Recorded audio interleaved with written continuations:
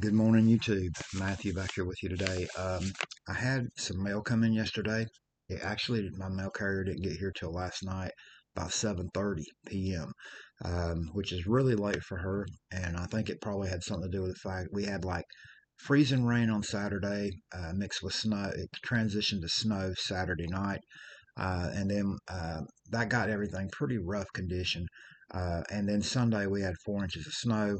It snowed, lightly all day long. We had about 4 inches accumulation, and temperatures were wind chills were below zero. The high yesterday was 15. Last night we got down to 3 degrees. It's currently 9 degrees, and this is like Wednesday morning. So it's been horrible. And she also, I figure she had probably had extra mail yesterday because mail didn't run on Monday because of President's Day, which is one of those bogus holidays that all federal workers and bankers get off, but normal people would. But anyway, three of these, well, wait a minute, no, two of these are eBay purchases. One of these is a TTM, and the other one looks like a group pickup that I had acquired. So anyway, I wanted to just wait. I just threw them on the desk last night and said I'll wait and share all these in a video. And so I'm just going to open them right here with you. I'm not sure exactly what any of these are because I haven't taken time to look at anything. Let's see. This is definitely eBay. Fragile, handle with care. Come on now, I don't want to have to cut anymore. There we go. Okay, I know what this is. This is a Steph Curry card that I picked up for my niece. And if you see this before you get this card, Daisy, my niece Daisy, I love you, and I wanted to pick this card up for you and send it to you because my niece Daisy played basketball her entire life. As growing up as a kid, I can remember it. It seems like it's been in my mind. It's like it's just yesterday, but back like 2015, uh, my little niece Daisy would be outside with me shooting baskets at her basketball goal, and she would be talking about Steph Curry. And it's hard to believe time flies, but Steph Curry's an old man now. He's still playing, still good, but anyway, this was her favorite player, and Daisy grew up. She played like bitty basketball as a little kid. She played for her school in Mount Airy, North Carolina, and she is going to be turning 18 very soon. And I came across this. It was very cheap, and it's a nice looking card, and I decided to pick it up for Daisy and send it to her. And I'm not sure what is on this. There's something smeared on the card saver, but I will probably switch this out to a fresh card saver and send it to my niece. But anyway, that was a pickup for my niece, who is, I know, big Steph Curry fan, and I'm hoping that she will like that. She'll probably see this video before she even gets it because it'll take me 5 days. I'm in Ohio right now. My niece is in Virginia, and to ship something from Ohio to Virginia, even in just a standard envelope, you're looking at 5 days, pretty much the maximum or limit. So, or I should say limit, because nowadays with USPS, there is no limit to how long it can take something to get there. But normally it takes about 5 days, um, which I find funny because they can they could ship me something, be here in 5 days as well, just a regular envelope. But an eBay standard envelope, so I can buy something off of eBay and seller put it in an eBay standard envelope, and it might take me 4 to 5 weeks to get it in the mail. So why is that? And it be coming from the very next state beside of me instead of that far away. There's like interstate like 77 coming up from Virginia. You're going through West Virginia, Kentucky, on into Ohio, and let's see. But anyway, this is the other eBay purchase. And I'm not sure yet what this is. But I mean, it's like a few states, but still, it's about a 6.5 hour drive, depending on traffic. It's faster at night, I think, by about 30 minutes. And again, depending on how fast you're going to, but if you're just going like speed limit. And this is a lot that, so this video is going to end up being cards that I picked up from my family members, which is nothing wrong with that. You know, if you got kids that love sports, or if you got family members that love sports, there's nothing wrong with picking up stuff for your family, your loved ones. But this right here is for my nephew. Uh, this should be a lot of, I think, 3 cards. Yep. This is my nephew. My sister let me know this is my nephew's favorite player. He's a Baltimore Ravens fan, and Mark Andrews. And this is on a 2022 Panini, and I didn't even look to see what year that Steph Curry was. I just picked it up because, like, I mean, I've got some basketball cards, I got some football cards, and I grew up loving all sports, but I really only collect baseball for the most part. And here I am saying that wearing a Browns hoodie right now, but anyway, Mark Andrews, and this is from 2022 Prestige Panini Prestige football powerhouse. This would have been an insert, but a nice looking card. And then this is 2 of the same card. It says highlight reel. This is also from 2022 Panini of Mark Andrews, and sadly, Mark Andrews and the Ravens lost in the playoffs. Not that well, Super Bowl's over now, but I believe he dropped a pass in the playoffs that kind of could have helped them possibly continue to move forward. But great player nonetheless. And my nephew loves this guy, and my nephew has diabetes. This guy has diabetic as well, and so there's a like connection there for my nephew. At any rate, I'm going to ship these to my nephew, and you know, my nephew is now he is already past 18, but in my heart, they're still like they were. If you go to my homepage, click on my name at the bottom of this video, go to my YouTube channel, you're going to see a picture, in the background at the top. That is me with my niece and nephew. Okay, and in my mind and my heart as a card collector, just like I still feel like I did when I was a kid collecting cards at times. Throw a box of wax packs from 1985 tops or 1980, 82 tops in front of me. And I feel like I'm a little kid all over again. And, it's just like the same excitement. Not that I mean, I'm not busting packs that often, but that's how I feel.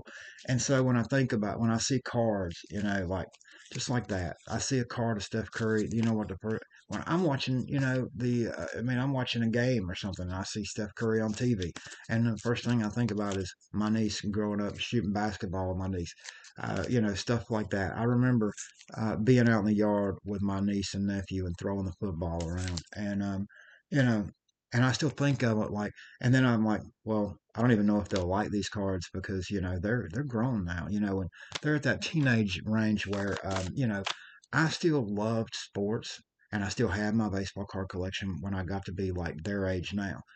But I wasn't really collecting anymore because I was hanging out with my friends. I was dating. I had a girlfriend. I still played sports, but, with my friends, I still played sports at school. But when I was 16, I had a girlfriend. I was always, instead of, sitting at home, like when I was 14 years old, I'm still sitting at home on the weekends, going through my baseball cards and just, or going places with my parents and hoping to get more baseball cards. And when I'm 16, 17, I'm going out with my girlfriend. I'm going to hang out with my friends. We're going to the pool hall. We're going whatever. It's just you're a different mindset. But then when I got married, um, later, like in my early 20s, then I fell back into the, uh, paying more attention to sports. I can remember as like a 15-year-old kid, even I could sit at home on Saturday. I would not even want to go anywhere with my parents. I wanted to watch college basketball all weekend long. And then in the summer months, you had NBC Game of the Week. I wanted to watch baseball. At night, I would sit awake wanting to watch baseball games, and and I can remember if I couldn't pick up a game I wanted to watch, listening with AM, laying in my bed at night, my parents thinking I'm asleep. I got school the next morning. I got an AM FM radio going with earphone, earphones on. And yeah, the old style earphones that went over your head, and I'm laying on the bed listening to a baseball game on an AM radio station. This right here, I think, is this is a group pickup, I believe, and this is also for my niece, at least mostly. Um, yeah, these two are for my niece Daisy.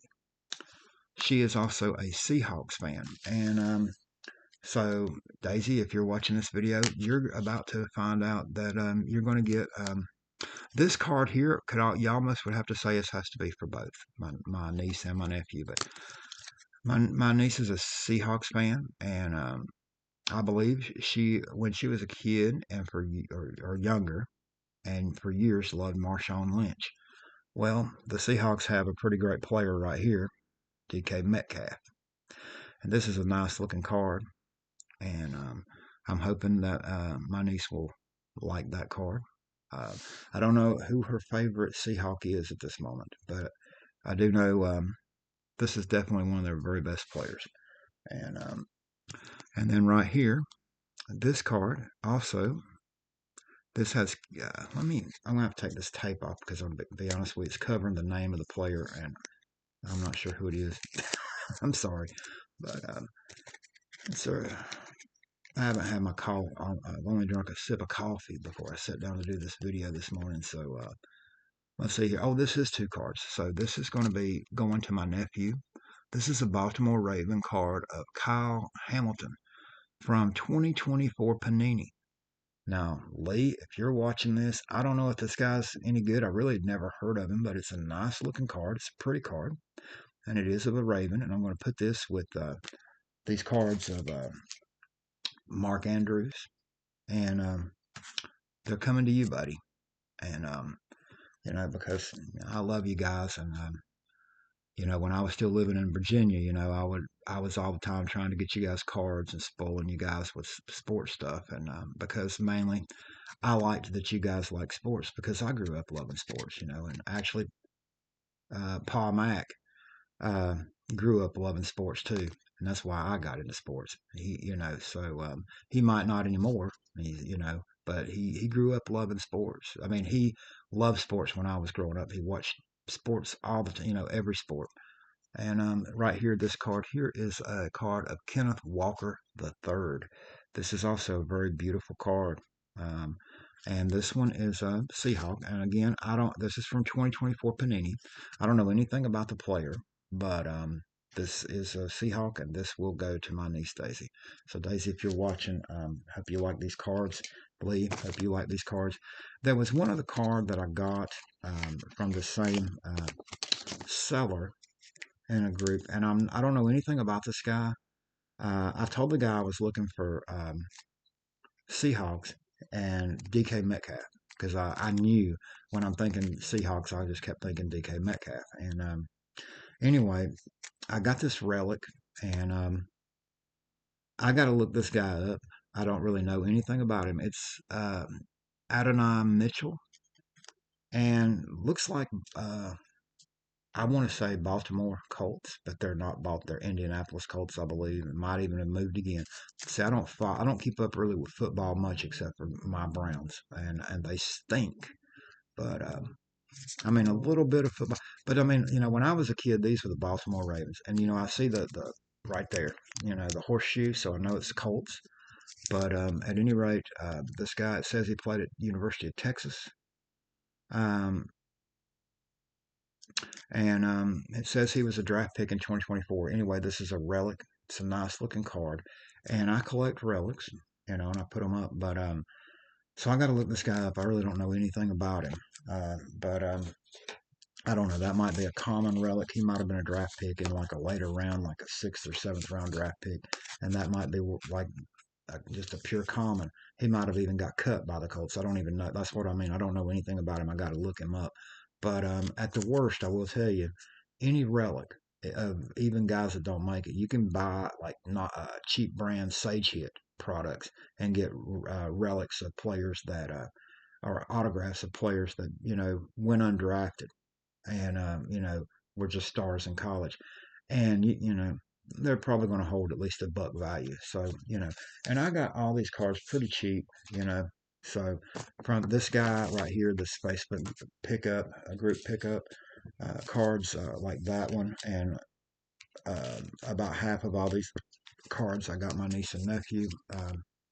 These cards here are, I don't have a lot of money in any of them. Even the Steph Curry was not, it was not that expensive. So, but I was looking to pick up some cards of players that, were that I thought that my niece and nephew would either like or that were on their teams. Um, right here is the TTM, and this I'm kind of not sure about who it will be. This has come back from Kansas City. And when I think Kansas City, the first thing I start thinking is somebody that was a Royal, like Frank White. And I do have one out for him. It's been out for about 8 or 9 months, so never know. But that is exactly who it is. And I promise you, you just saw, I just sit here and cut the end open on camera. I did not know who it was. Frank White. I already have his 88 top signed for the set. But this one I sent, it's better centered, and I was hoping that he would sign it in blue Sharpie if I got it back. And he not only signed it in blue Sharpie, but he signed it in the perfect spot. Look at that. That's going to go nicely in the 88 top set. And I'll take the other one I got. The other one I got is signed in blue Sharpie, but I think it's more like up here across his face or on the side or something of his face. And it's off center more. Even if he'd signed this up higher, the fact that this card is centered better, I believe, than the one I had. And it's still off center a little bit top to bottom. But that's beautiful. And he also signed an 81 tops. Let me get these cards out of the team baggie. This is awesome. Frank White on an 81 tops. Now, you younger guys are not going to know anything about this guy. This guy was awesome. He was on so many great Royals teams that, made like in the late 70s, early 80s, the Royals had so much young talent. He was part of that. Frank White, George Brett, Willie Wilson. They had Dan Quisenberry, Paul Splitter, or something like that in the late 70s, early 80s was a good pitcher. I can't say his name. Sorry about that. Splitter. I'm not sure how you pronounce it. Dennis Leonard. They had Amos Otis, Geronimo, Cesar Geronimo, or something like that. They had a great team. And Frank White was,